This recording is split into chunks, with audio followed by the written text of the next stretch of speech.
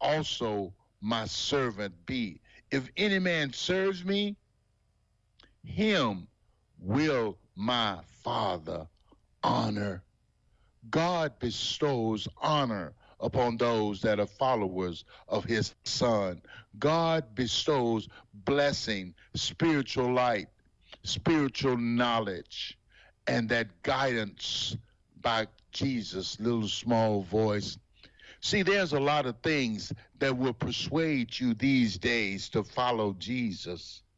But Paul said, I am persuaded. Are you persuaded today, my brothers and sisters, to follow him? Are you persuaded to walk in the light as he is in the light? Are you persuaded to have the spiritual knowledge that you need to walk in this world and to be a success, to help others, to guide others, to lead others, and to be filled with God's Holy Spirit, and to be guided by by that little still small voice? Heavenly honor will be bestowed upon you from our Father. But you have to listen. See, there's so many things trying to get your attention, so many things trying to persuade you to listen, so many things trying to persuade you to be a part of something. But God is saying, come to me, all ye that labor and are heavy burden, and I will give you rest. So we need that rest today, my brothers and sisters. Let's call on God today. Let's search for him today. Because if you want honor, then he can honor you. But you need to know him, and you need to know him and his Son, Jesus Christ. Because if you are listening in that stillness, listen, be still and know that he is God. There's so many voices out there trying to drown out what thus saith the Lord. But if you will pay attention, if you will just be still and know that he is God, if you will walk in the light as he is in the light, if you will ask for knowledge and wisdom, he will give it to you. He will give it to you, and you can walk in it. And as you follow Christ, God will honor you. This is not worldly honor. This is honor from God. So remember, my brothers and sisters, there is a way out of your mess, and it's JESUS. Where can you buy a brand new Nissan with a lifetime warranty? Kingston Pike. Hey folks, Gerald Anderson with Ted Russell Nissan. You heard it right. Every new Ted Russell Nissan comes with a lifetime warranty, and that's a long, long time. Ted Russell Nissan on Kingston Pike. Good morning and welcome to AM 1380 WYSH and Ask Your Neighbor. Ask Your Neighbor can also be heard and seen on our website, WYSHradio.com. And if you are in Anderson, Roane, or Morgan County and have Comcast cable, you can watch Ask Your Neighbor on BBB TV Channel 12. Ask Your Neighbor is the program where you call in and do just that. Ask Your Neighbor. Do you have a comment? Do you have a problem? Or do you have a question? Then call in and ask your neighbor. 865-457-1380 or toll free at 877-711-4005. And for those of you that might be listening or watching on the internet, you can email from our website, WYSHradio.com. Just click on the Contact Us button and email your questions. Now sit back and listen as listeners throughout East Tennessee and the entire world answer your questions on Ask Your Neighbor on BBB TV 12 and AM 1380 WYSH.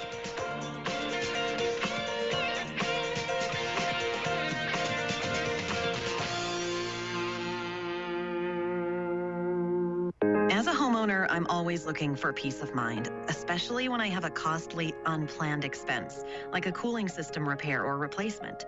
That's when I turn to the eScore Quality Contractor Network. They're the pros who've been specially trained and approved by TVA and your local power company. The quality contractors are licensed and insured, so you can be assured the job will be done right and inspected for free. Contact your local power company or visit energyright.com to learn more. NASCAR Craftsman Truck Series. Fans are on the feet. We're about to start. Heads to Michigan International Speedway. He'll now go after Corey Heim for the race lead. As a 6-race stretch run to the playoffs begins. For the 4th time this season, Corey Heim will see a checkered flag. It's the DQS Solutions and Staffing 200, powered by Precision Vehicles Logistics. Saturday, 12 noon, right here on WYSH. Friday, June 27th. Don't miss Montgomery Gentry featuring Eddie Montgomery at the Country Tonight Theater. Don't let the freight train down like yesterday. That's something to be proud of. That's a life you can hang your hat on. Montgomery Gentry, Friday, June 27th. But only God knows where I'd be if you ever stop loving me. Get your tickets now while they're still available at EastTennesseeConcerts.com. I know I'm a lucky man. God's given me a pretty fair hand. Lord, I'm learning so much more than back when I knew it all. Yeah, turn it up, right on. Where I come from. Where I come from. Montgomery Gentry, Friday, June 27th at Country Tonight Theater. Get your tickets now at EastTennesseeConcerts.com. EastTennesseeConcerts.com. Yes, make sure you listen in, too, because I'll be giving away tickets to see Montgomery Gentry coming up here. I don't know if I think over at Merle we got tickets. Clint Black's coming Saturday the 14th.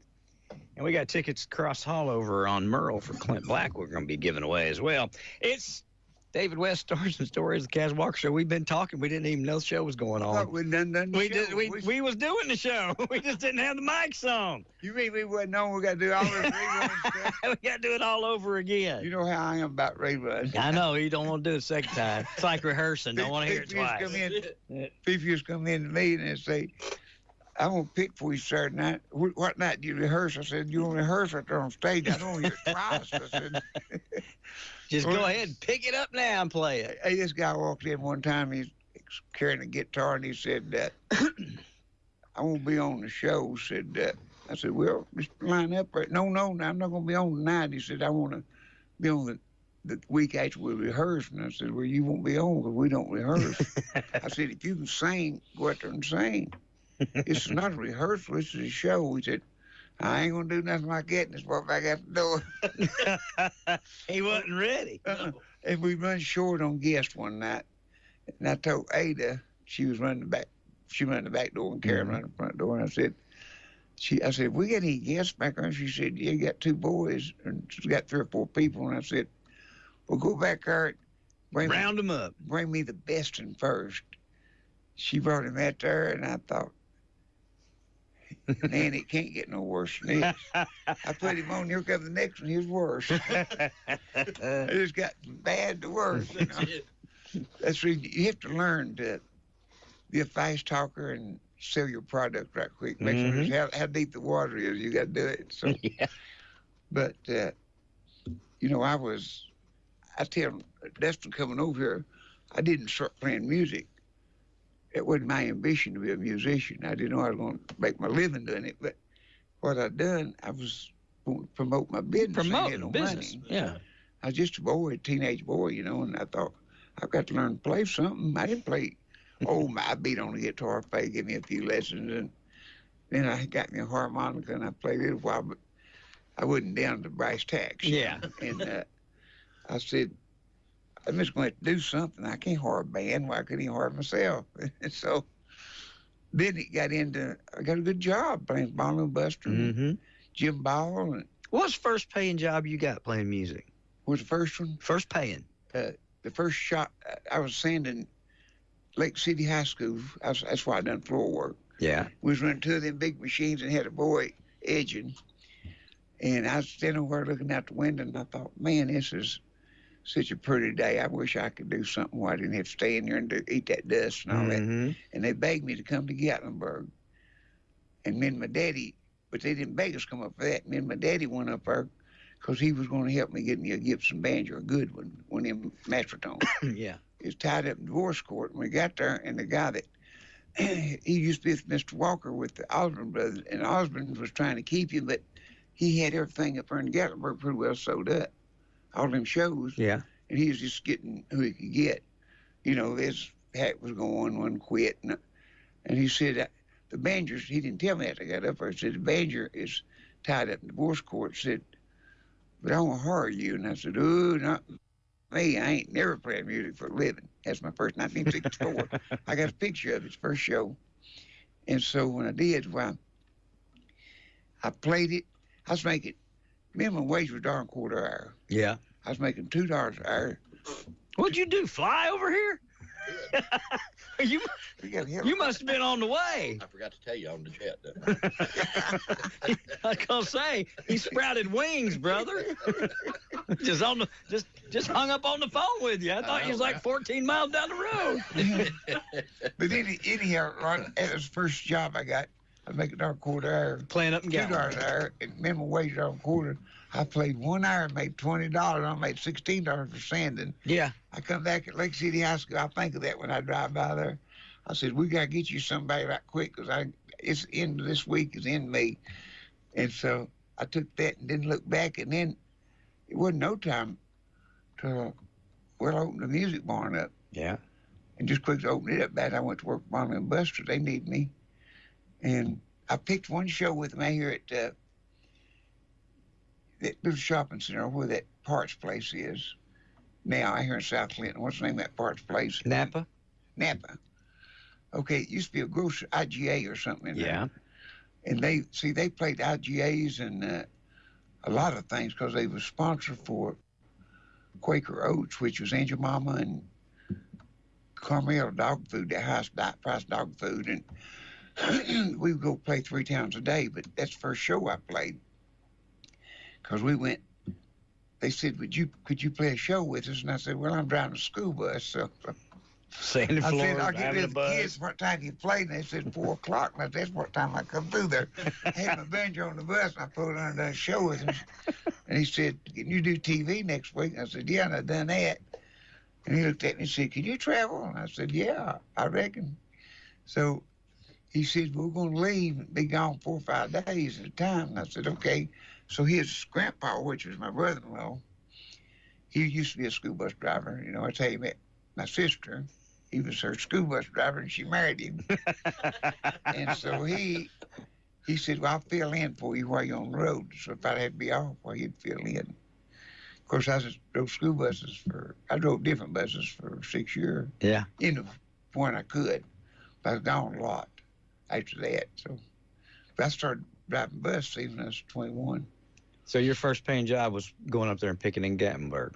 Yeah, that's first job picking Gatlinburg. $20 first night. Well, that's what the deal was. You get $20 for an hour. Yeah. If they want you to do another hour, you get $10 an hour from then on. So if you play 3 hours, you get $30. 4 hours, $40. But you just $10 an hour, you're whittling it down. You're doing good. You're making a day's work in an hour. I got up there, they dressed me up. You got to see it sometime. I think I'll bring a picture. They put me a little tie on and everything. And the girls started screaming, and I started taking notice right there. Ready to say, is that when that started? I said, this might be where I fit. I had no intention.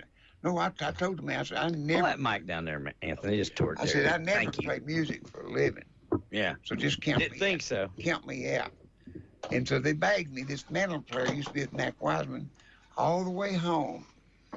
Daddy sat in the back seat, and I sat up front with him, and he said, would you come up and play one show with us? I said, no, I ain't ever playing for a living. I just want to play a little bit to get people around where I'm working, my store. And he just kept on. And he said, promise me you'll do one show. And I said, okay. He said, tomorrow night, I live here. It won't cost you nothing to go up and back. Because I had to go by myself in. And I said, okay, I'll play one show. I just had to do something to get him off my back. Because it was a pretty good friend. And I went up there and played that show. we rode together. It's been going on ever since. Yeah. And So, could I ask you a question? Yeah.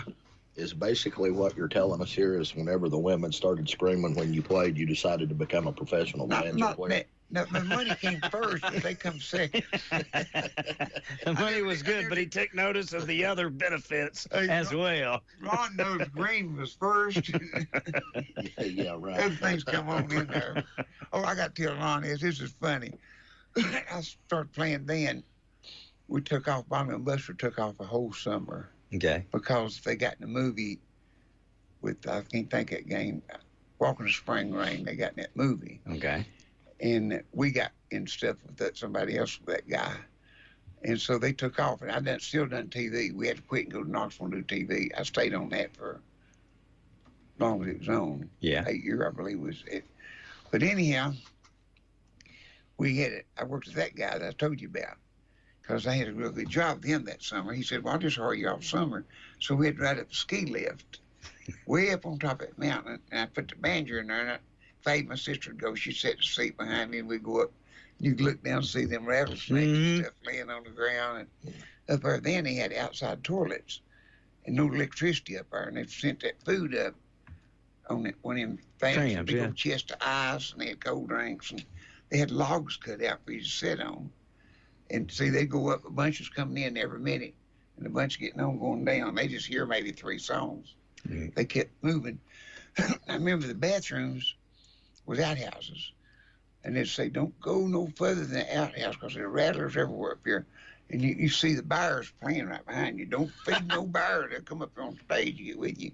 They'll be up here in the little set place where you play, you know. And so we'd go up there. I got that job with him. And I was playing all summer with Jim Ball. And that's when I really started making it, because Bonnie and Buster they were doing a movie, and see, that guy had everything tied up. He had all of Gatlinburg tied up pretty much, and he could just get us anywhere we wanted to. And then they had a place called Fort Apache. Do you remember it? I do. Do you remember Fort Apache? I seen Nice it. room. Wasn't that where? That's going on the right, going up made out of slabs and stuff. Yeah, I remember that. It was right on the main parkway, wasn't it? Yeah, I do remember that. And we had we play it, and at that time, I believe, what was it? Didn't it have big wooden fence? Yeah, I do remember. Made out of slabs. Yeah, I remember that. Made out of old log slabs that they made the sawmill. Yeah. It was a fort. Yeah. It made a fort on the side of the highway. You remember that? I do. I was a little fella, but I do. That's where them guys would fall off in building. I don't think I ever went to it, but I remember seeing it. I remember seeing it, Fort Apache. Yep. Lash LaRue worked there. See, I worked with a lot of big stars. Rack Derringer. Lash was big, you know. He was one of the Cowboys. He was a whip man, and he was taking stuff in, too. And I remember one night, this boy put a cigarette in his mouth, and he said, turn around, whack. And he took it out of his mouth. That boy held up something, and he hit him just a little bit on the hand. That boy done like that. He didn't bleed, but he said, I'm sorry. He said, used to, I wouldn't do that. He said, I'm taking something right now for a cold or something, you know. And he, But anyhow, that you talk about playing them shows, and then people fall off that thing just completely. They just come off there, and I don't know how they could do it. Did you saw them fall off in the building? Oh, you talking about in the Cowboy show? Oh yeah. How they I don't know, but that was amazing. I remember just as a kid seeing that. And the good part, Smokey White, great fiddle player, was Sheriff Smokey. And he'd explain to them, now these guns are these 45s, but we used blanks in them, but they had the barrels. You couldn't even shoot a shell in. They didn't tell that part. And he'd say, now so here's a bushel of blank shells. So don't nobody be afraid. And right on the end, if they'd shoot it out, this guy would fall down on the ground, blood just start coming out of his mouth. He had them big old peels bit down on. Oh, goodness. He said somebody got in some light ammunition over. They'd run out there, call the ambulance and call the law, call everything. And the crowd, you know, everybody in there just stepping on top of each other. He'd say, get up from there. Everyone get up off his mouth, spit that pill. Oh, Lord.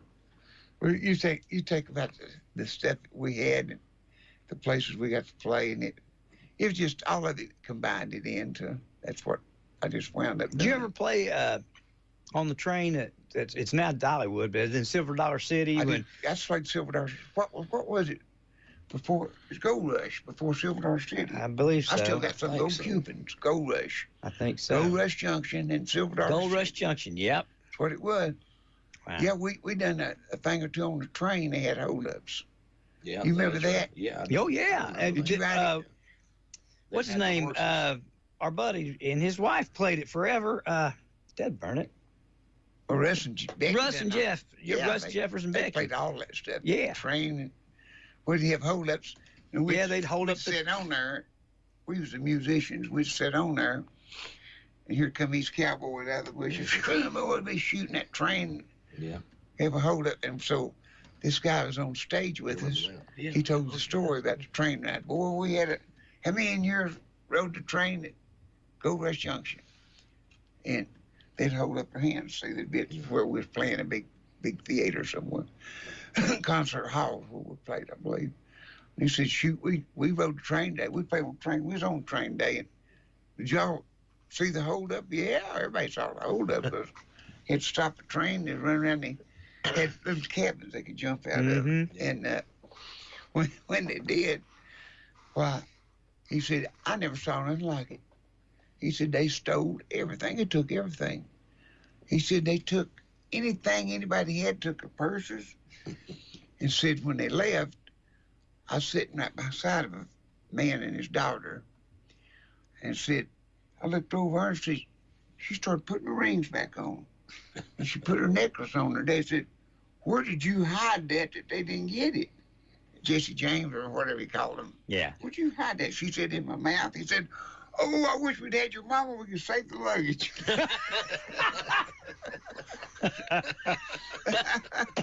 hey. And he said, oh, boy, was telling me, we was one of the musicians, you know. And he said, well, they robbed us off bad, wasn't it, David? I said, yeah, I didn't have nothing for them to take. You know, I was so broke I couldn't pay attention. So, he said, did you see that guy sitting right beside me? And I said, yeah. He said, they searched all of his pockets and said it's been raining. So he had a walking stick umbrella. Said they started down his everywhere searching him. And he said, now, I'm going to tell you right now, when you get down that umbrella, that's mine. He said they took everything. Oh, it was a fun year. Those years were. Oh, yeah. Riding up there and playing for those people, and they give you little tips. But they had outside the concession stand, you know, where you could. I had a great life up there in Gatlinburg. Well, yeah. And I had to drive it every day. See, seven days a week. We weren't off any. Yeah. I didn't know what Sunday. I remember I'd come home. No, it's Sunday or Tuesday. And when we played at night on Sunday, one day we didn't do up. We could be off that day. And I was up there in the back of where you got the Martin room. We had big trash barrels back there, and I was burning trash, getting ready to go up and do the night show. And I thought, I wonder what day it is. I really got into that. It's just like when you do it so many days, so many shows a day. Mm-hmm. I didn't know what day it was, and it didn't make any difference. Yeah, it's all like the same. It's like this Indian boy that lived there. They said, Fred Smith said, what day is it? And he said, CR, and he said, one day just like another to me. I don't know. I thought of what he said, you know, one day just like another. It's funny. It's true. When you played 7 days a week and 7 nights a week, rookie, it's kind of like you're not petrified or something. It goes into a routine. Mm-hmm. It's just like you're in the Army. Yeah. I remember when we started playing at Coliseum 7 nights a week up there, and we're so happy. We just been doing some road shows with Ellie and all of us just cutting up. We're just friendly like we are right now. Yeah. That piano player said, well, we better be friendly this week because in about 2 weeks we're going to be speaking, and then we'd all walk in the dressing room, just sit down like this, and just like that. We didn't want to do nothing. Hard to speak. We're out. And it's holler, get your clothes on, time to get on stage. We get up, we wore the same color shirt, same color pants and vest and tie. We'd get put it all on, and then we'd all go marching at her, and then we started smiling. You know, it was ready to go to the show. You had to do that. Yeah. Had to do that to get paid, didn't you? Mm-hmm. Yeah. Oh, I think I've told this, Mom, but I don't guess he's heard it. This is a funny thing that happened to me. We was on the road playing 3 shows a day for Quaker Oats and Angel Mama. What they do, they go like Clinton, Lake City, and Follett. Okay. And some guy put up a big stage, and then another guy cooked pancakes. Another guy had coffee. I mean, they had Gunno's sausage, I believe it was. A sausage company, Angel Mama, and they had a milk company and a coffee company. All went together and done this. Yeah.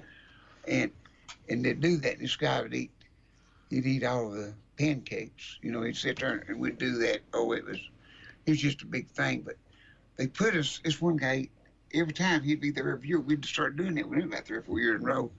He was a great old big guy that had no teeth, and he'd eat that in pancake 56, and I can't pancake. He'd eat about 10. He wouldn't have no coffee or milk. He'd go and get him a Coke. Well, and he'd belch out right there. And start again. I was playing, I kept counting them, you know, 56. What I was going to tell you, we went to this one town up there in Kentucky or somewhere, Virginia, where we was playing. Might have been Virginia, but they had this huge tent. It was hot and wet and play. Normally they had something covering us.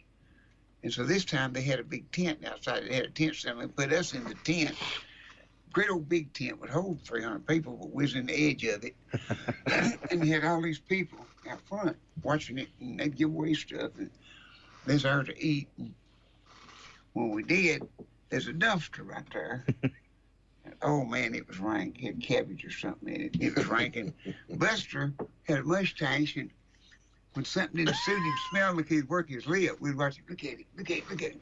The emperor's watched everything. You know, he's been with him since he's 16-year-old. Right. Look at him. He don't like that smell, does he? It's working his mustache. Look at his mustache. You know, he's scared of germs. He's germ. I knew he's a germaphobe. Well, when we did, she said, Buster, put little David on, let him do something.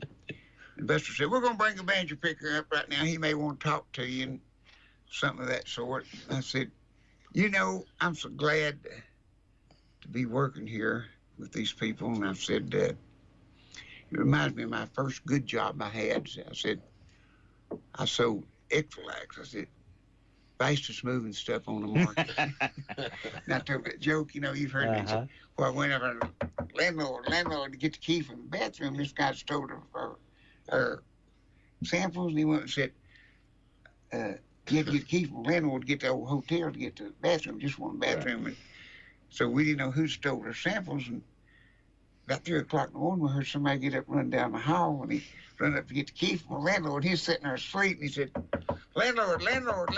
Lord. It's too late then. Too late.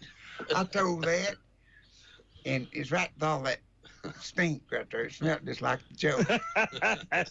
She started laughing and tears running. She said, tell him to take a break. I can't take 10-day break. Buster had when he laughing, you know. He's one of them cool guys. Yeah. We're just going to take a little break. I said, I guess that'll hold you down. Oh, we had a lot of good times though. That's funny.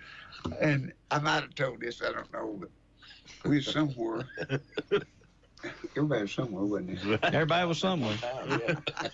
We was somewhere, and we needed to use the bathroom real bad. And see, they went through a spell where in the 70s, if they don't want you to use, you know, before that, come to our clean restroom. And then they went to a spell. People started writing on the wall and tearing them up. Yep. And you had to go out and get a key from the service station. You had to go in there. And I had saw them have a key on the rim of a car. Oh, yeah. You saw that, didn't you? Not a rim, not anything that big. No, there's one guy, I mean, he must have been mad at everybody. You had to carry that rim, open it, set the rim down. But anyhow, me and Edwin Taylor, and Edwin was a big old, he was the one that saw everything. Mm-hmm. And Ellie White and Pippi, and we all need to use the bathroom. Well, we went there and we stood, and we we knew Buster wouldn't use them kind of bathrooms. He had to have one in a hotel or somewhere where it's nice because he's afraid of germs. We wouldn't worry about germs, we worried about our pants. Mm-hmm. So we had to use the bathroom. We went up there, And at the man's bathroom, every time we'd turn it, nobody couldn't get out. It's locked. And he said, because at this one you could get in it. We could catch somebody coming out, and we could get in. Yeah, run in real quick. And he said, "This is locked. We'll stand here and we'll get it." And he never did come out. Well, the ladies was locked too. Nobody come out. And there wasn't nobody around there. And he said, if I had a key, I'd just use it to raise restroom. I'm at the bus. So I goes in and gets a key, and I come out. I unlocked the ladies' restroom, and I handed Peppy the key. Yeah. And I run in, and I took my time, used it. Well, just quickly I got in there, I could hear him twisting the knob. See, I knew they was playing joke on me, knocking on the door and twisting. Anybody in there, carrying on, just aggravating me. Yeah. So I just took my time. But when I come out, there stood a great big fat black lady. I mean, she was big and looked mean. I come out of her, and she gave me the eye. Ooh, who are you? Come out of the ladies' restroom. Well, I let the door slam. Yeah. She still couldn't get in because it kind of startled me when I stepped out and saw her there. And I said, Peppy, give the lady the key so she can use it. Peppy walked over to your man. She said, what kind of deal is this, Oh, we done some. Oh, in L.A., he slept all the time, He didn't like to. And that limousine had a radio in the back over on the right-hand side. Of course, I had to sit in the middle. I was the youngest one. And he'd sit there with his ear down in it. It was kind of a thing that opened up, and then the radio was in it. On your armrest, it come up, and then there's a radio. He's just barely had it on when he don't want to hear it, and had his ear down to it. And he'd sleep for miles and miles and miles. And Buster's window, he might have had it unhooked, I don't know, but it wouldn't go down. And so he'd come up, because he didn't want you to get close to him and talk, because he's scared germs, and he'd take that door and push it open, hold it with his arm. You couldn't get arm's length to him. What do you need, sir? And they'd tell him, and he'd hold that door, wouldn't open it up. And so I caught on to it, and then I was Sport. He called me Sport. He'd go to eat. He'd say, Sport, no, we need to go wash up. And I said, yeah, let's go, Buster. Well, a lot of them towns, there's other musicians or some of the other stars, and I'd start talking to another banjo picker or something, and he's ready to go. And he'd say, Sport, are we ready? I'd say, yeah, just about. He wouldn't open the door after wash his hands. He wouldn't open the door so he wouldn't get his hands dirty. I said, come on, Humpy. And I let him out. And he was just, he was a great guy, but he was just peculiar. Oh, he's peculiar. And that Edmund, he'd big old boy said, he won't fix that window. Said, he probably tore it up, said he don't want anybody to get up there in his face. So I figured out what he's doing. As germs scared him and everything, and he needed me real bad because, see, we had the Epstein art shop over there. Yeah. And he had us do little signs and things for him. And he'd come in, Sport. Well, he'd walk right up to me. And when he did, L.A. and them, I said, watch me now. L.A. and them watch me.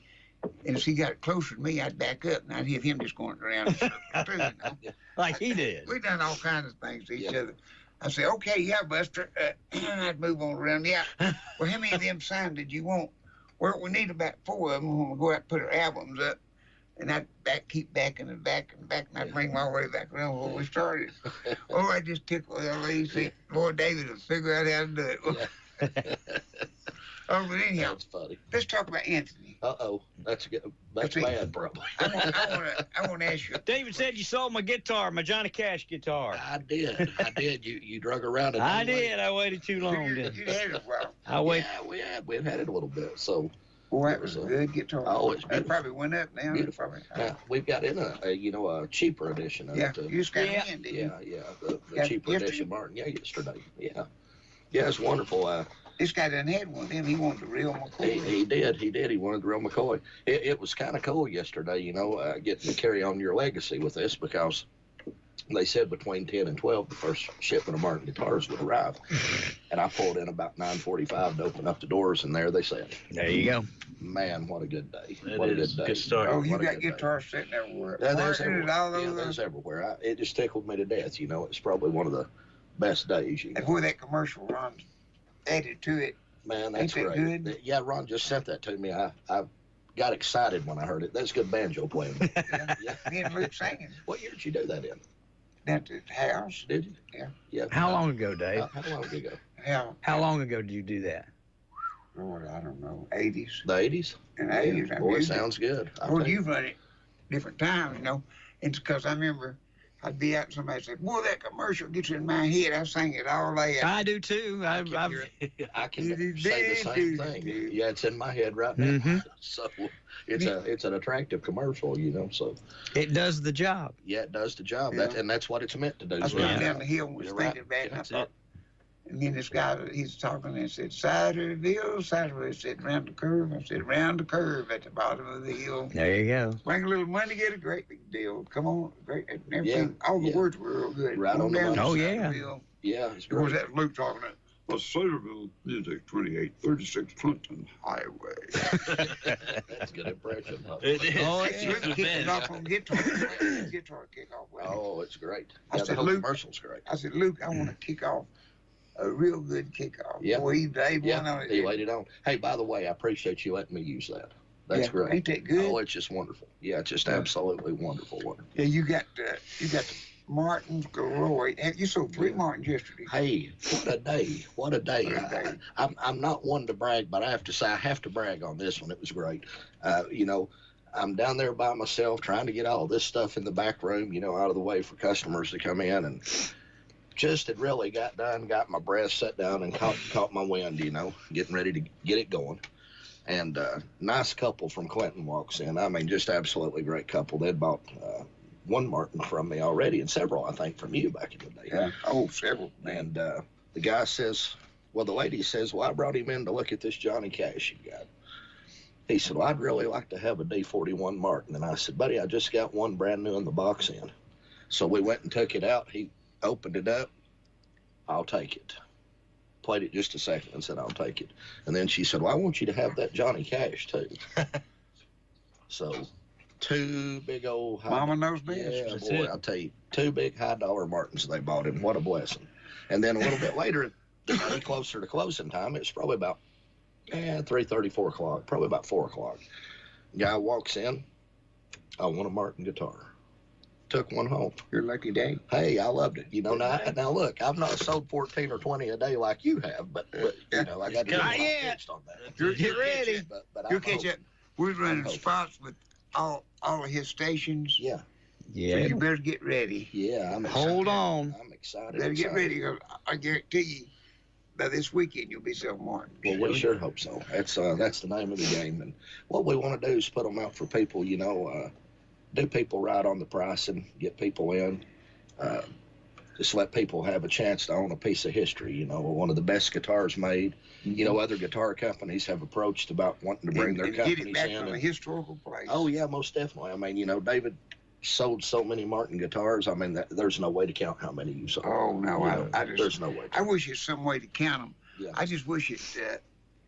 We will talk to Martin one day, see if they got any close that'd be to great. the idea. That'd I'd like be to know great. how many thousand we've sold. How many do you think, if you just had to take a rough guess? How would you have any idea?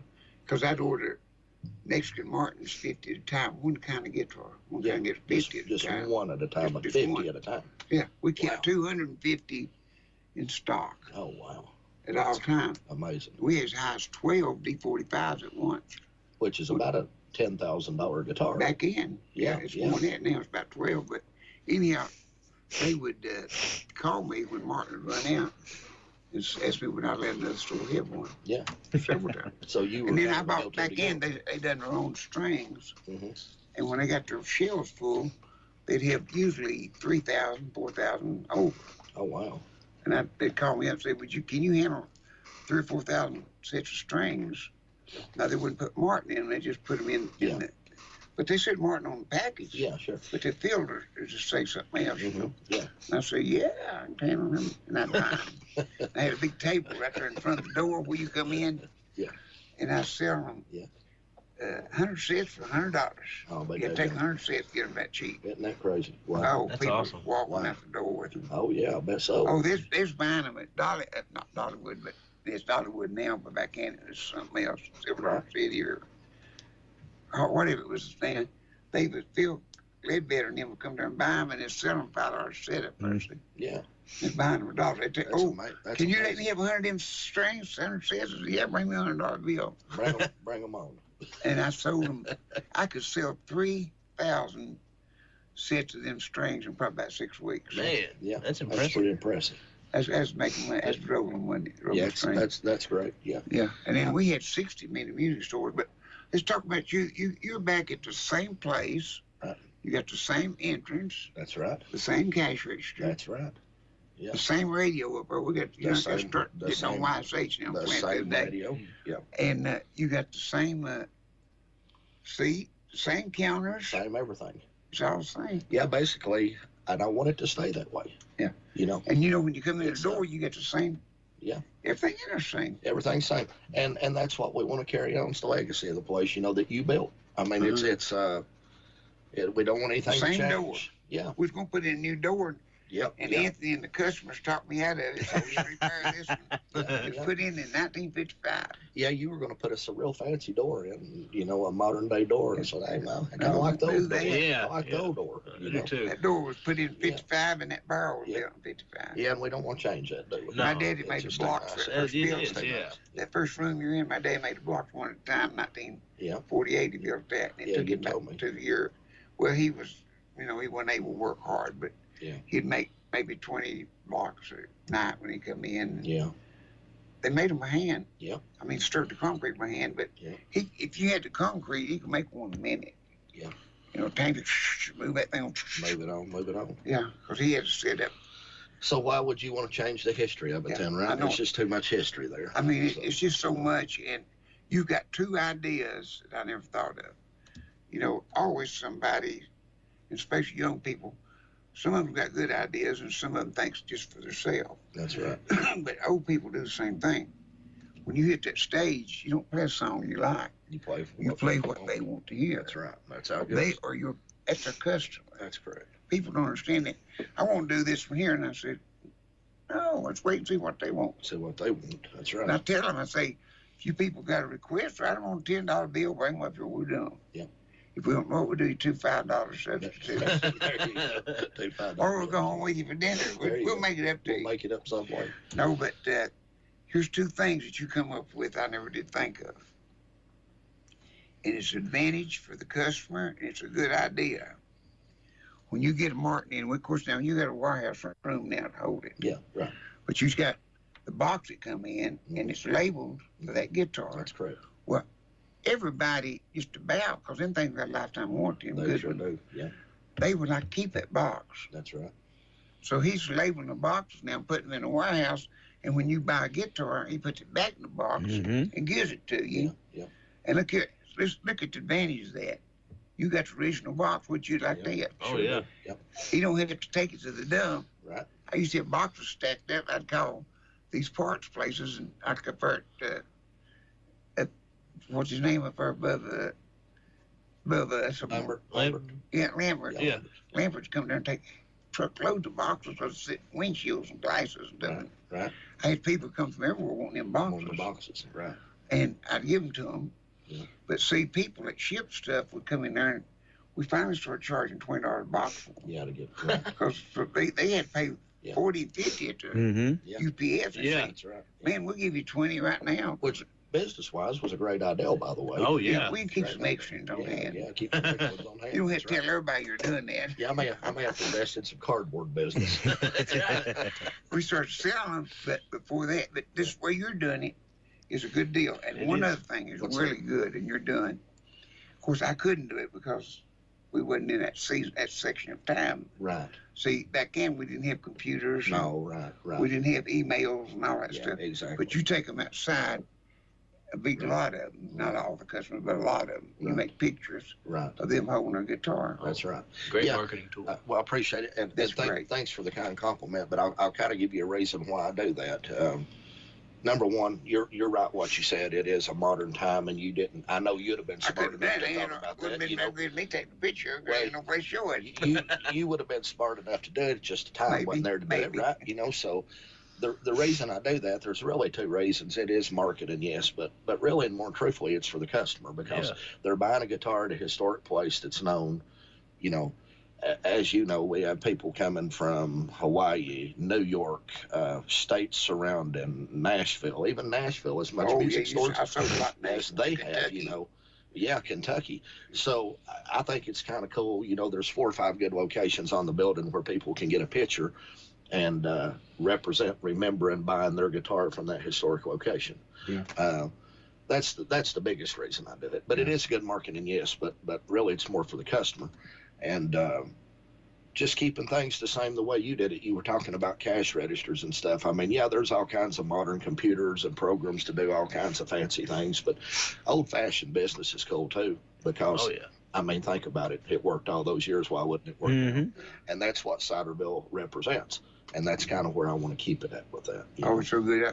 I've had a little showcase. I owned that one showcase you got up there, that big glass one. I did have another one there, and that was real antique. I've still got the doors for it if you ever want to put Which of those showcases you want to get rid of, David? We were talking about that. Tell folks what you got in those showcases you need to get shed of. Oh, yeah. While we're talking about in his stockroom, he's got a load of showcases and there's all kinds of shelving and stuff. And he'll dump it $25 a piece if they want them. Just get them out if they want them. I mean, that's glass showcases and shelving and all kinds of some stuff. of everything. Yeah, first come, first serve. First serve, $25 a piece. Many of them you want. Load them up. We'd like to get them out today. Okay. Or within a day or two. Oh, we'll get them. I had folks call here, so they'll want them. Yeah, we're moving forward with some good ones. It's stuff you can't buy it for $25. No. Lord, no. And do you mind $100 items? Do you mind if I throw a little shout out to our guitar tech real quick? Scott Ravel, known over at a commercial location, Music Industry in Knoxville, Tennessee. He's left there, came to work with us at Ciderville as a guitar technician. He does string instruments. He's very honest. A quick story I have to tell on him. This is how honest the guy is. There was a lady came in the store and she had an older guitar in an older box. You could tell it hadn't been opened in a while. And she opens it up and lays it down and says, I think I need some new strings on here. But financially, if I could hold off a day or two, I would like to. Now, I'm going to be honest. I come through the back door and heard just a little glimpse of this as I was going through. And I just glanced down at the guitar, rubbed my hand across the strings, and kind of kept on going, you know, because it wasn't really any of my business. You know, Scott was working with her. And I heard him say, you know, it could really use some strings, but I think you can get 30 more days out of these before you have to change them. And I knew right then on the spot that I made 100% good decision bringing him on at the Ciderville family, because he wasn't trying to sell. Because he wasn't trying to sell a set of strings for me or himself a repair job. It was just straight up with the lady. Yeah. And I've seen him bring, so many people have brought instruments in and says, I think this is wrong with my guitar. I think that's wrong with my guitar. And he says, well, really and truthfully, if we could just fix this, financially, you could hold off and do that later, and you'd have a great guitar. Oh, he's a scholar, yeah. Oh, he's great. Scott's the best. Oh, he is right. I mean, he's great. And, you know, you just know when you make decisions like that people are not trying to push money out the door on people, you know, that you've done the right thing. Well, he actually cares. Yeah, he actually cares, and he actually cares about the work he does. Oh, and the pride that he puts in the work. If you actually just go back there and sit and watch him work on somebody's guitar, he takes his time. He looks at it. If there's a piece of dust on that guitar, he will polish it off. I mean, he really, really cares. And he's got the best pricing in town, too, David. I mean, he's got good pricing. And, well, he's got a lot of followers. And he's got a lot of followers and been great for the business. Just great all the way around. Oh, yeah. He said he never had his own place like this before. Right. He's got his own shop. And, well, when you work commercial, we'll just call it commercial, you know. When you work commercial, you're working for a panel of people who make decisions. Right. And as we know, sometimes they make great decisions, sometimes they make bad decisions. Mm-hmm. But when you're doing what he does on his own, you know, you can operate that business how you want to. When you sit in the main chair, you can operate it how you want to and do people right or wrong. Yeah. And he chooses to do people. Yes, and he chooses to do people right 100%.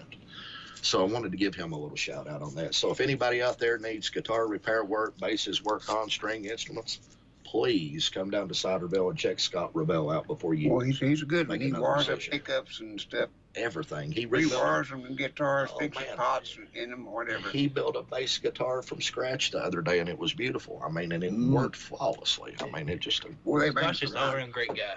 Oh, He thank is. you, Dustin. He is. I like him a lot. They're bringing high dollar stuff to him. Yeah, high dollar. I mean, Thousands. I think he's working on a $2,500 guitar as we speak. Is he? Yeah, I believe he is. So, yeah, if I remember correctly. Well, you've had Ciderville now how long? About 3 months? Or? Well, on my own, since a week before the first of the year.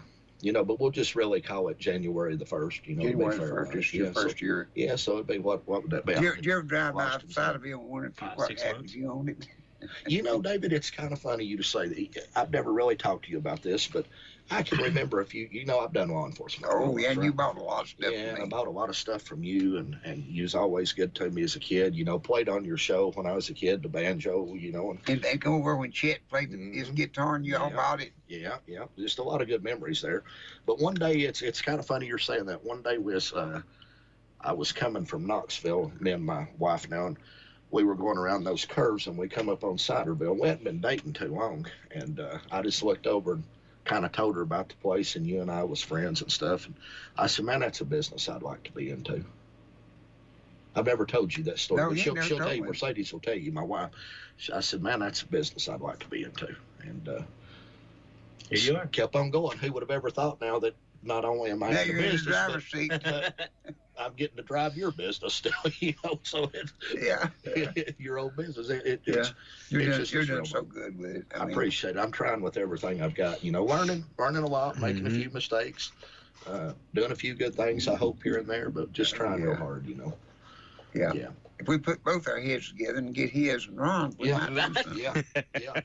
Part of my brain on Ron, he's going to air us on all these stations. Yeah. Oh, yeah. Yeah. He sells some good commercials. Yeah, that's right. They couldn't ask for any better. Oh, you're Don't going even have too much advertisement. You'll have business. When it comes up big, I'm going to come over here and tell them about how much, well, I like to tell them on all the stations how much advertisement it does for you. Yeah. We used to have an artist there, and he had a sign up that said, we travel, but we never got far without signs. Yeah. I remember there's an old boy had a car dealership in Oak Ridge. I won't say his name. He's not living any longer, but he has family. And when I first bought the radio station, I'd go down and try and get him to come on the radio, and he wouldn't. He was on another station, an FM, and we were just AM at the time. He says, nobody listens to your radio station. And I said, okay. Man. I said, tomorrow morning, turn it on because I'm going to tell them you're going bankrupt. And he said, if you do that, I'll sue you. And I said, well, you won't win. There won't be no damages if nobody's listening, right? And he said, well, there might be somebody listening. And I said, well, in that case, how much would you pay me for that somebody to come in and buy a car? That's right. And he laughed out loud, bought advertising, and stayed on with us till he sold. You told him a true statement. It is a true statement. If one person listens and come in and buy something, it was worth the pot of gold. I had a county commissioner just recently. Recently say nobody listened to the radio station. Then she tried to buy advertising. I said, you know what? I don't want your money. I don't need your money, sweetheart. Yeah. I did. I wouldn't. I told Jasper, I said, I'm not taking it. I probably know who that was. I'm talking about. But you know, But David can attest to it. You can, and you will too. You have to have advertisement, period. I mean, I was in politics. I was elected sheriff of Scott County. Yeah. How can you get elected if you don't put a message out to people? Yeah. And let me tell you something. One man can't walk to 50,000 people's homes and have an hour conversation with them. No. You know, it just don't work that way. Shaking hands, you'd probably get stone bruises. Yeah, you'd have calluses all over your whole calluses, hand, you know? stone bruises. As much as a politician, like I was anyway, that I wanted to visit as much people as I could personally, it's just not possible. I mean, I've tried that. I mean, I ran for sheriff in Anderson County and just about won. And there's 80-something thousand people live here. How am I going to go to 80,000 people's homes? And you have to have advertising. I set out when I ran for mayor, you know, here in Clinton, there are 9,000 people in the town, and I said, I'm gonna talk to every one of them, or at least I'm gonna knock on every door. That's right. Even starting months and months and months out, it's impossible. I started a year out in Scott County, and there's only a quarter of the population that they are here. Yeah. I mean, I'll be honest, Ron. I was at Walmart at 3 o'clock in the morning, Still fake shopping, and shaking hands. But I mean, I like the you part. You know what? That's a good idea. I never thought about that now. Listen, I spent a lot of time at Wally World, but they didn't get much money off of it. I remember this one customer said, I remember him. Said he come in there and he said, shake down. No, I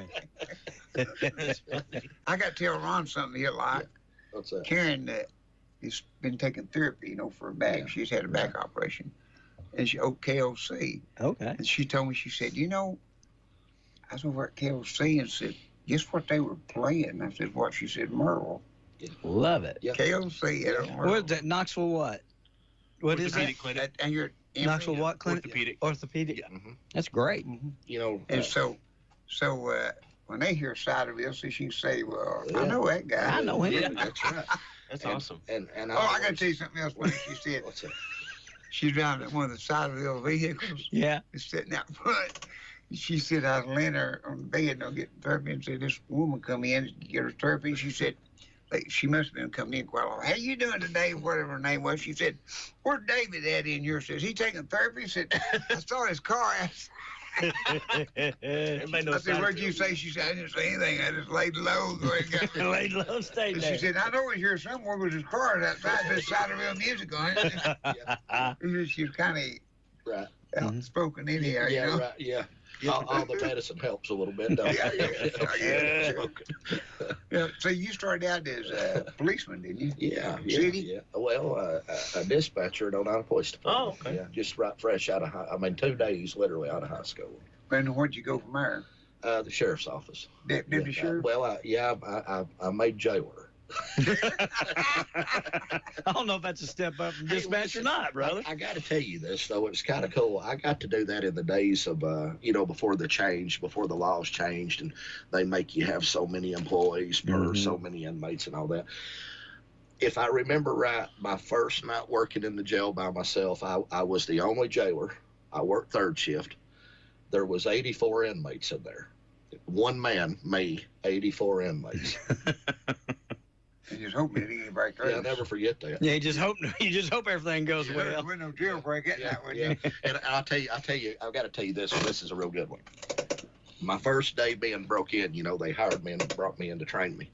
You only got like 3 days training, back in those days. About enough to barely know which key would open up a door with you. And I remember they took me upstairs, and you have to remember, I was in the entertainment business, right? So I'd never, I've never done any drugs, all that stuff. I'd never been around stuff like that, And my first day, they took me up on the 3rd floor, which was where the more serious inmates were, And this guy, he was bald-headed. I'll never forget it. And kind of, I don't mean this mean, kind of a strange-looking guy, okay? Kind of a scary-looking guy like you'd see on these movies, He jumps up and grabs the bar cells and hops up on them like a monkey and sticks his nose through the cracks. And shouts out something, and I thought, Lord God, what have I got myself into? Hey, what'd you say? He just don't right, man. But listen, here's the funniest thing. He's the nicest guy in the world. I mean, he scared me to death, I was just an 18-year-old kid, but I was high school, but it's kind of funny because he actually was the nicest guy in the world. Rest his soul, he's dead and gone now. He wasn't a horrible person. He just get in trouble. He just could not stay out of trouble, and evidently He had had a lot of monkey in him. But I'll never forget that, But yeah, David, thanks for the opportunity to be down there and everything. What? That's funny. When I deputied a little bit, and I had served warrants. Right. And I wasn't even paying no attention to them, so I looked down. The first one, I had a lot of rentals back then. Yeah. Or, well, several, but maybe not a lot, but I had several. And I went up, and there's one of my renters. I walked up, she came in the door, and I said, I turned paper on for a divorce. Right. And I said, I'm sorry I have to do this. She said, well, no, I'm glad it's you, David. I said, I know you will. I said, we think the world of you. I said, no, I'm glad you're the one to bring it instead of somebody else. Well, at least you know where she lived at. Right. So. First warrant I ever served was that. Can we brag on Dustin just a minute? Let's brag on Dustin. Okay. Man, squeeze in here to where people can see you a little Well, they can see him. I got him. Listen, I've got to say something. This guy is a good barber. He's good at everything. Yeah, I mean, have you all talked about sign him? painter. Yeah, but have you all physically talked about him cutting hair off? Oh, yeah, we've before? talked. Okay, so I'm a day late, a dollar short here. Yeah. Well, I'm gonna throw my 2 cents in. Yeah, you can never have too many compliments. Anthony. Well, no, I'm serious, Dustin. My 12-year-old stepson is absolutely. Well, you know how a kid they're not in love with getting a haircut, you know. But he's actually pretty cooperative about it, you know, more than most by far. But we was down at the store one day. I guess Dustin was cutting your hair or something in the back room, and I really just made a joke. Which now my stepson needed a haircut pretty bad, but I said, "Get Dustin to cut you hair," and he was a little nervous about it first because he didn't know him. Right. And I said, "Get up there, get your haircut." Well, when he got done, we walked out the door, and I said, "What do you think about your hair?" He said, "Anthony, that's my new barber." Yeah, for real. He said, "That's my new barber." You don't. Good. Yeah, He my don't way just, he don't just do Yeah, anytime. I You guess know what all you do? He went through. He gets all kinds Yeah, of stuff. hit me with Women's all that. hair. Well, oh yeah. I went through cosmetology school actually, so I really did mostly women's hair, foil dye, like nails, facials, all that stuff. Right. But the only reason I did that is because where I went to school, I had to work, you know, and go to school. I had to work full time and go to school at the same time. Sure. And then they didn't have a barbering program for the evenings, you know. Sure. So they had a cosmetology program, so I would work from 7 to 3 and then go to school from 5 to 10 at night. I did that for about 2 years. So that's how I ended up in cosmetology instead of barbering, actually. I got you. Well, I apologize. I thought your degree was in barbering. No, but it's actually cosmetology. Really, it doesn't matter what because you do a good job. You do a good job. So Well, that's what actually, matters. You do a good job. I actually got more practice because there was a lot more women that come into school than men. So I actually got a lot more practice than the barbering. Well, you know, no offense, but now that you mention it, I hope my wife's not here. I think I would probably rather went to the cosmetology school. Oh, man, buddy, no joke. Being a straight man in cosmetology school, y'all man. A lot of picking, sir. Yes, absolutely. Yes, sir. Hey, boys, you're getting a little deep, but it sounds like Zane Daniels.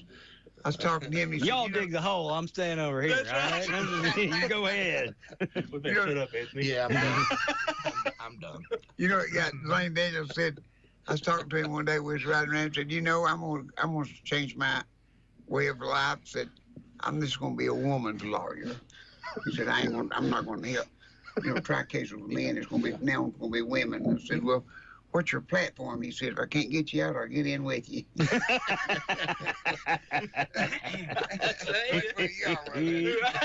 There it is.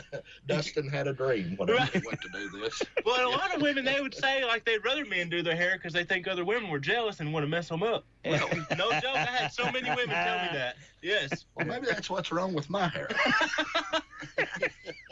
Okay. That bald spot I've got. That's what it is, Anthony. You know, I believe he's got a little bit of David West in him because he told me the other day he was talking about it and he was looking real serious and he said, "You know, I was thinking about going to barber school." Said I had to pay them to go to school, and then we charged for cutting hair, you know, and they got all the money. Said, I'm paying them to go to school. And he said they're getting paid both ways. I was paying them going and coming, yeah. Yeah, you were. That's right. I thought you were catching on pretty close. That's right. Yeah. But old Dustin, I'll tell you, I've got this big vision, and I hope one day it can happen. We kind of talked about it a little bit. I hope one day we can have a barbershop. Ciderville Music and Barbershop. Yeah. I'm serious. They just play off each other. We got the old barbershop. Buy a guitar, get a free buzz. Yeah, that's it. I hope one day we can make that happen some way. Me too, Anthony. Yeah, I would love that, buddy. Yeah, it'd be great. You're a good guy. Is that where you at? Thank you so much. That's what I tell David all the time. I was like, I love Anthony. I think the world of him. I do, you too. I tell him that all the time. Yeah, good barber shop down there. See, then I don't have to drive. I don't have to drive. I can just get my hair done. Right there. You just walk Just right sit down in one of the barber chairs and have it done. That's right. Yeah, that's right. That'd be good, wouldn't it? We got my good old faithful barber chair. They used to sit in there coking or something. Old Faithful, that's right. Yeah. And I still got, see, it used to be a barber shop. I still got the old pedestal sink. Oh, yeah. He has everything. Old shoe shine stand. I got the chair. Yeah. I've got most of the stuff. I got the barber pole. Yeah. Light up. Yeah. So, see, you could already be set up. Oh, yeah. No joke. I saw it the other day. Red, blue, and what was it? White, yellow, and blue, or something. What? Orange, the barber shop. That's true. You picked. You did? I think it was orange and Yellow. Yellow. Yep. I opened it up. I built it for Jim Wilder. Yeah. He stayed there for a pretty good while. See, I could cut hair too. Yeah. And Faye, didn't she cut hair, Tay? Yeah, she cut some hair too. Yeah, David, Tay, all of them. But what happened? 50 cents. I run it, and when he had license to run it, you know, and he'd say, "I need to be gone. Why won't you just cut hair for me?" Yeah. And I remember I was cutting some of the state troopers' hair, and Tommy Sams. You remember Tommy? I don't believe I ever did. Tommy Sams was a sergeant, and I don't know what he was. He was big, but he got put down from one of the governors and put down here at the Clinton. He was just the nicest guy you ever met. Right. Me and him traded on cars and trucks. He traded on anything. And he was highway patrolman here, Sergeant Sams, for a long time. Then he went to Morristown to become governor. No, what was he made up there? He got something real big up there. He went up there and made something real big when he went up there. Yeah. But anyhow, I'd give him a haircut, and he'd run in there and he'd say, "I need a haircut." And that's when Winfield Dunn had everybody check you every few minutes. You remember that? Yeah. Check you on the phone. And he'd put a car up there, open the door, and he'd run in.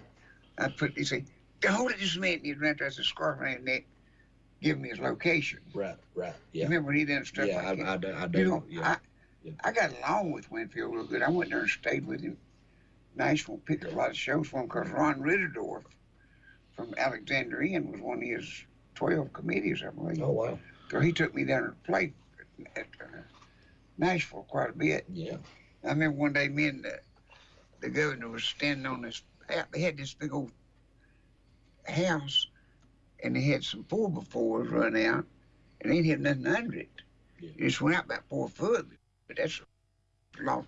And there's about 10 of us that's on that thing. And I looked at him, I said, "Man, we better back up a little bit." I said, "These things will break off when you're directing. All of us hit the ground."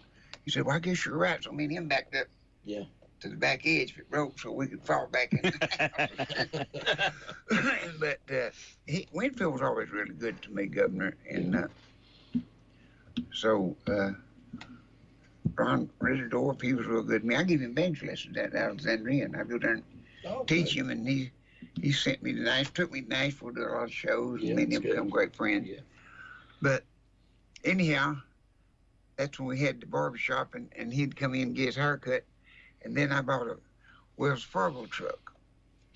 And he come over at Faye said, he's gone to Knoxville buy a Wells Fargo truck. And he said, "Well, I can find him." And he took off the highway patrol car. He's highway sergeant. Right. And here we come out through there with old clothes on, driving a Wells Fargo truck. And old boys with me said, "They see us, they're going to pull us over," because they know we ain't supposed to be in this, no cap, no nothing. My uncle was a big wheel at Wells Fargo, and he got it for him because I was going to make a monument truck out of it. It's too heavy. Right. Lord, that thing was pig on. Here I come out through there, driving that Wells Fargo truck, that old boy over about that time the blue lights hit me. He said, "I told you they were going to put us in jail for this." I said, "Well, I got the paper. I bought it, made cash for it." Looked at it, pulled up the side of it, Sarge. He looked over and waved at me and said, "Come on." He escorted me home. And then later he bought it from me. Yeah. Man. I know what it was. He became sheriff of Morristown, and David Davenport become sheriff of Jefferson City. I was elected sheriff up in Scott County whenever David Davenport was the sheriff. Oh, was he? Yeah, he's a good fellow. I mean, him big buddies, we run around a lot together, and he's at a lot of St. Daniel parties and stuff. He'd come by and see us. But he went there and got sheriff. Both of them got Morristown and Jefferson County. Sergeant Sams. He was a good guy. He said he was funny. He come in and said, "David, I found something you might want to get." Said, "Be good trading item." I said, "What is it?" He said, "One of them 10-cent horses is sitting over in front of Cas Walker's store." I said, "That'd be a good idea." I said, "Yeah, it'd be a good chair lot of them." and excuse me, he's coming down the road, and these old boys are standing there, and there's kind of a junk pile, you know, and he said, he started looking, he said, "I don't know whether anything there we can use or not." He said, I see a couple good broom handles there. He was just funny. I'd ride with him all the time. Yeah. He was a funny guy. That's funny. Sarge was. I just thought the world Sarge. David, me and David, we went around together in his buddies. A lot of the old troopers were great ones. I was blessed to get to come on about the time a lot of those guys retired within, 3 to 5 years after I come on the Highway Patrol. And such wonderful people. What'd you do? You went Highway Patrolman before Sheriff? Yeah, actually, I got on the Highway Patrol when I was 23. Oh, man, that's cool. Yeah, I supposed to got on a class before I was 23, but the class didn't develop it. It fell through, I guess, funding with the state. I can't really remember what the deal was, but I come on when I was 23. And then you went to Sheriff? Yeah. And then you went from there to U.S. Marshal. U.S. Marshal, and then my dad had a bad stroke, and I couldn't get a medical transfer. I'm the only kid, so I was there about a year and a half in Atlanta, Georgia, and I gave it up and went back to the Highway Patrol. But the Highway Patrol wasn't the same when I went back. They had nobody was really happy working there. The old timers, like, I wouldn't call myself necessarily an old timer, but more of a seasoned guy. I'd been there. Yeah, two-timer. That's right. It just wasn't the same. It wasn't. No, it wasn't the same anymore. I remember one time I was sitting down in Atlanta, and there's 4 or 5 of us in the room, and sorry, my eyes are watering today. My allergies are bad. But there's 4 or 5 of us sitting in the room, and one of them guys said, "Oh boy, being a U.S. Marshal's the best job you could ever have in the world." I figured, boy, I'm getting ready to open up a bad can of worms, but I'm a pretty vocal guy. It don't matter to me. I tell what I think. And I said, actually, you should have worked on the Highway Patrol. The Highway Patrol is the best job you can. And here I am, a U.S. Marshal, Deputy U.S. Marshal. And I said, oh, the Highway Patrol is the best job you never have in Tennessee. Well, I came back to work there, and boy, things had sure changed. It wasn't the same anymore. So. But I really meant it when I said it, because it's the truth, But it just things change, They got new leadership, and he took it in and want you to basically write everybody in the country a ticket. Hide up in top of a tree and look for people, not wearing their seat belts and all. It got ridiculous. One good thing about Saturday now we got law and order. Don't have to worry about that. But no, David, again, I'm going to let you guys finish the show up and let you talk. But thanks. We're fixing to close out, so sit still. Thanks for everything. And Ron, thanks for. We got 3 minutes left. Thanks for helping us on this advertisement and stuff. And it's just really great. Really great. We better do a little commercial here now. Wild Wings coming up Monday. Yeah, it is right. This Monday? Wild Wings Monday. Oh, yeah. Get that advertised out. Yeah. We got some big new stars over there. We got Donnie and Patty and a lot of things coming up Monday. Are they coming over? Got them. We got some other new things happening. That's exciting. He's good. A lot of people didn't know Dale T. Sharp played the fiddle. See? Yeah. Oh, yeah. I did. He played for us for a long time outside of it. You're going to do the devil? Devil went down to Georgia. He can do it, too. And we got some new things. I try to keep something new, some musicians new all the time. Yeah, that's good. And then let's see, I believe it's the 12th. We're playing at, let me think what's that now. 3 Ridges Golf Course. Oh, okay. It's a thing for Zane Daniels. They're putting it on for him, in honor of him, to send some people to UT and scholarships and stuff like that. Yeah. Zane and Cooter, not Zane and Dirk passed away. It's the Daniels. Yeah. We did one with him before at Ray Hand's. He owned Budweiser at his big warehouse. He had a half a mile of warehouse. Wow. And he went there and scooted hundreds and hundreds of cases of Budweiser this way, and hundreds and we played in between 2 big walls of Budweiser. Well, you better be glad they didn't break the bottles. Yeah, we had Kenny Chesney there, and Con Huntley, and Luke was live in my band, and we had Jason D. Williams and some other band. I forgot who they was, but That's the last show I think I did with Kenny. Well, you've had a lot of famous people come through Ciderville Music Store. Oh, yeah, Kenny's been there. Yeah, Kenny. I saw Kid a picture. Atkins, Kenny Wells, Chesney there. Yeah, I saw that the other day. Johnny Wright, Peyton Manning. Bobby Wright, McHale's Navy. A lot of people don't know who he is. You even had, tell me if I'm wrong on this, but on the Andy Griffith show, Charlene Darling. Charlene Darling. That's just a few years ago. Yeah, really? That's not been long ago. 2 years, She 3 just years died before last she. year. Yep. Did she really? Charlene, boy, she was a sweet girl. Her name was Maggie. Yeah. She was just sweet. She was just as sweet as she was on TV. Oh, she was baby. for real. Yeah. And I'll tell you, somebody else was real. I worked with Dukes of Hazzard was Jim Bass. Uncle Jesse. Uncle Jesse was as sweet as he could be. Yeah. Jim Bass. Oh, let's see. Yeah, Jim Bass. Roscoe Pete Roscoe P. Coltrane. Coltrane. I got it Roscoe mixed P. up, Coltrane. yeah. See, he played. What was that? He played that guitar picker. On Andy Griffith, I don't remember that. I always remember He- Roscoe he- P. Coltrane. Yeah. You know, Yeah. he works with that something in the beats. Yeah. Something beats. Something, I don't know. I can't.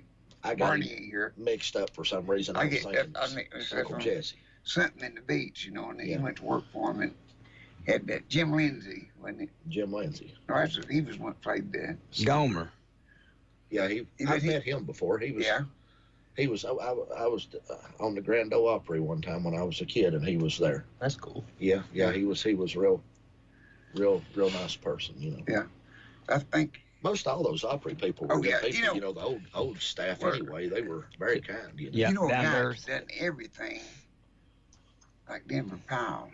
He's been Uncle Jesse. Yeah. His Darlings, his Roscoe. I mean, he was, what do you call him? I named the boys, what we call them? I've been The to- Darlings? Darlings Yeah, the is Darlings. my name. Which was really the Dillard family in The real life, Dillards, right? yeah, Is that Dillards, right? The yeah. The Dillards, yeah. Yeah. And he was on Grizzly Adams. Yeah. He was on Gunsmoke. He's on a lot. I mean, that guy's been on a lot of Yeah, different he's been types on of a lot of movies. things. And he was on that thing, Bonnie and Clyde. He was a sheriff, you know, on that. I can't remember that one, to be Don't you? honest with you. Yeah. Man, that guy's been on a lot of stuff. And he was so nice. He come out on stage with me and put his arm around me. I'll bet. You know, he's standing right behind me. Right. He's laid his arm up there, and it's hot, too. It's like in July. Sold out, hundreds of thousands of people. He said, I was playing banjo, and we'd done a bluegrass song, and he said, you boys do my kind of music. He said, I told Doug Dillard. Yeah. I said, you know, when he done that, I think he was thinking about you all. Yeah. His organs. Yeah. He laughed. He said, I guess he was. Yeah. Said he thought the world of us. Now you played with the Darlings, the Dillards, you Yeah. know, in real life, Joe. After Yeah, he lost after Doug died. after I he played passed this away. place, You yeah. played this place. Yeah. But, Man, what an honor. you know, He's and done it's, a lot of stuff. Oh, you man, know, it's kind everything. of strange. I was laying in bed going to school, and I was sick that day, and I was laying in bed, and I remember it like it's yesterday. And they come on that, whoa, you, whoa. Yeah. And then he had that, your nose looked like a coffee pot with it. And your head looked like a coffee pot, and your nose looked like a spout. You remember that old thing? Yeah. They had that, Dillard's had that, Andy Griffin was singing it. Yeah. And I thought, man, that's good bluegrass. I didn't play then. I was just out of school that day. I didn't even have an instrument, but I got thinking, boy, I wish I could play like him. Boy, didn't know I was going to ever play in this place. No, you never did. I didn't know. Yeah. And see, they had an album out, said Almost Live. And there's all standing up. One, he was laying there pushing up a rose, laying Yeah. across her feet, Yeah. almost alive. And, Yeah. and I started to, I almost bought it. It was a big old hearse up at Reese Monument Company. Had a few miles on me. Them things like new and Cadillacs were. And I was going to ride on it. Live bluegrass, almost. Almost. I had it all titled out, but I had that big letter in my head. But that showed me how I could take its seats and everything out and put people in there and sit. Right. But see, on the Dillards, they had that on their album. Yeah. They had a hearse back there, The Hearst. and it said live bluegrass, and it said almost, and it got us laying there pushing that daisy. So I've got to ask one question about this. I think I don't know the answer, but I just want to hear it from you since you played with them, okay? On the Andy Griffith show, you know, they'd stand there emotionless on their face, right? Just like, Yeah. you know, just Oh, yeah. Did they act that way in real life, or was they actually pretty? Well, pretty much. That was a question they asked him on stage when I was with him. It said, "Show us your look on the Andy Griffin show here." Yeah. And they said, "Well, who come up with that?" He said, "Well, they thought that, we mountain boys, we're supposed to be dumb, and we couldn't." And I remember that when I went to work for Marlin Buster, they had a guy did that, and they said, he never did do nothing. They just say a word on the whole show. He just whatever instrument he plays, he stood there like that and played it. He said, we started getting card letters. Can that boy talk? I mean, Right. And see, I used to be real backward. And this fella, Bill Gibson, said that he asked my daddy one time. I was in there in the store and said, everybody's cutting up, telling jokes and everything. And I just said a word and said, I asked your daddy, said, does that boy talk? And he said, well, if he takes notion, he will. Yeah. Yeah. And then this other, you remember, Goober said that, this is one Fred Smith, he said, said, I didn't even know my name to way up, 15 to 16-year-olds said, I thought my name was Get Wood. He said, hey, boy, Get Wood, boy. He said, boy, go out there and get us some wood. Yeah. So my name was Get Wood. Get Wood. And I started playing music, and they changed my name. I said, what to, Fred? This year boy. We're going to bring this year boy up. He said, I was this year boy for years. And then said they put me in red on posters. And said they didn't ever put our names on it. Right, that was us right there at the bottom, and others. Yeah. Who's others? Yeah, and he said, others. Oh, I've been through a lot of band names. Others, Get Wood. That's funny. It is that I was playing Renfro Valley barn dance after this woman took it. She was over, I don't know who was. Yeah. She was in charge of putting people on. Right. And I went out. Of course, I had to get the crowd in my hand, because they was playing the dry show. Right. She was from up north trying to be a hillbilly. Right. And it's a big homecoming show, big show. I played there a lot before, but I mean, this was not too long ago. Because Chicken Man, when he was been a regular too, and he wanted to go back to the homecoming show where she was on it, and we went up there, and I was sitting in the dressing room looking at when I played work there, and I was looking at all the familiar things. And that he told her, said, he used to work here. Me and him both used to work here, and said he, told, he's on Dukes and all this stuff. He told her a lot of stuff. And she said, well, just do one or two songs, she told us. And she's unprofessional as you could get. Yeah. And when she did, I went out there and I played a tune and got the attention. I took a survey. All you married men, and this is married men only, everybody, on radio and television, surveys and wait for lots of us. And everybody in love with your wives, would you stand up? And you love somebody else's wife, keep your seat, and I tore the house down because they didn't have no condom, nobody doing nothing good. It's that straight country. And she thought, oh, it tore the house down. But when she introduced us, she said, here's a banjo picker, David West, and here's a comedian guy, Chicken Man. That's where she introduced us. Yeah. Well, I got through and tore the house down. She had that paper, and she started reading off all the things. And then too late, then I was walking off stage. Yeah. Oh, he's been on the Caswalker show, the Marlin Buster show, the Dukes of Hazzard. She started reaching all that. Yeah, started reaching it out. Charlie had us come back to another song. That's right. We done tore the house down. Though, I'd be determined. Yeah. She treated me that way to do it. I picked out some of my very best. Right. Yeah, done it. Yeah. But anyhow, we got to get off here now. Mike Wild Wings, remember, it's Monday night, and the 12th. Cooter Daniels is supposed to be there. Con Huntley is supposed to be there. It's going to be a big show. It's the 12th at Three Ridges, wasn't it? Three Ridges Golf Course. Three Ridges Golf Course. And I think we're playing. We're the band, and the rest of them just going to do some songs. Yeah. But the Stuyterville Gang is the band, and Donnie and Patty, and all of us. Yeah. Rick Campbell, one of the best fiddle players. Dale T. Sharp. He'll probably do The Devil Went Down to Georgia. That'll be a good one. Mm-hmm. And of course we got I believe we got Branson doing drums on that one, and we got some of the girls singing. I don't know which one's gonna go yet there Monday night. I'll figure out who can go and who can't. Some of them work and can't go. It's gonna be a big 1-hour show. We're done. Yeah. And then Con's gonna do 2 or 3 songs, I think, and Cooter's doing 2 or 3 songs. So It's going to be a big thing. After they play golf, they're going to come in and eat, and we're going to play for the party. That'll be nice. That should be fun. That's going to be the 12th at 3. What did I say? Three Ridges. Three Ridges Golf Course. Three Ridges Golf And it's somewhere off Ridgeview. Tazewell Pike. That's off Ridgeview, ain't it? Huh? Ain't it off Ridgeview Road? Ridgeview Road. Yep. Off Tazewell Pike. Yeah, that's it. Ridgeview Road. Yep. Wonder how they got that name. I don't know. Ridgeview Road and Three Ridges. That's I guess it. it's Three Ridges on Ridgeview Road. 3 Ridges to You be. know, I'm glad you threw that in there, so you're going to start taking better care of I it. know I am. I'm slacking over here. I mean, Dustin, he's you're a, hey, slacking. I am. hey, now he's a driver for me. Oh, you ought to see his artwork. Is he the driver? It's that. He's the driver. Yeah. He drives. I drive every Thursday Yeah, for him. every Thursday. Driver, security, Dump barber, truck. I do it all. Dump truck. He drives it. Painter, yeah. He went up and lettered all of those cars in the parking lot of our fire truck, Really? the police car, drove, They look put better the now. star on Made it. 'em. Good. Yeah. I'm making an artist out of it. Yeah. Good. That sounds good. It I got is. him a brush. He don't know it. I'm gonna put later in the dumpster today. I'm gonna show you what he can do. You might make it there, Dustin. You He might a just man be of- all you might- right. Yeah, you might own all kinds of companies. That's it. He might, Hey, one of them will work on it. That's right. One of them will work. Hopefully. he may be a Hopefully. David West or a Kaz Walker. And I That's don't right. know Yeah, it yet. that's right. That's right. In Hopefully training. one of them will work. That's That's right. Hopefully Kaz Walker he'll work more.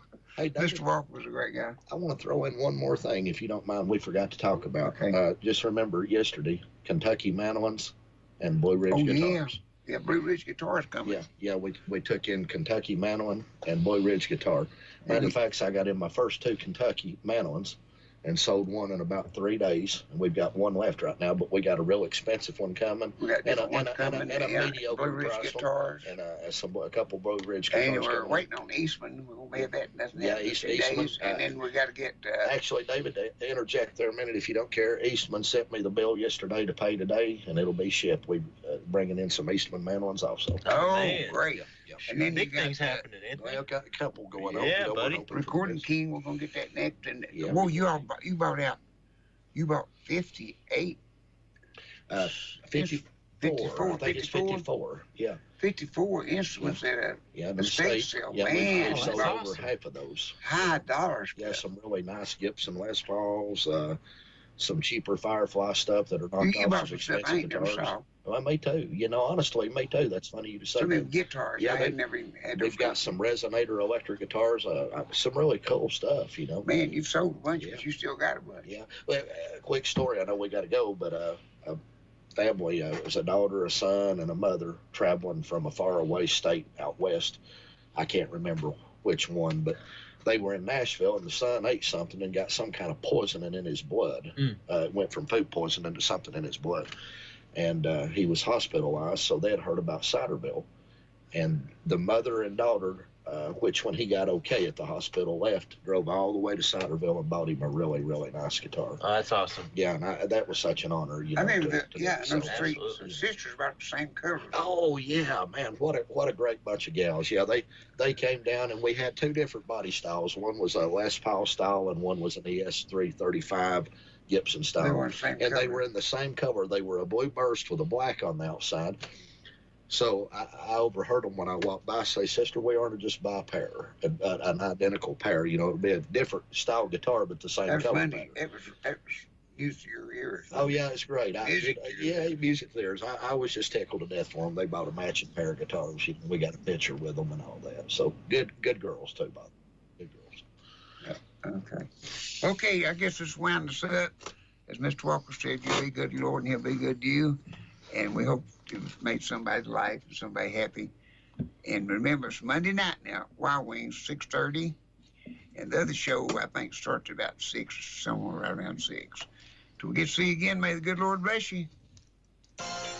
Thank you for listening to AM 1380 WYSH and Ask Your Neighbor. Make sure you tune in at 10 a.m. each day, Monday through Friday, right here on AM 1380 WYSH and BBB TV 12, or listen live online at WYSH.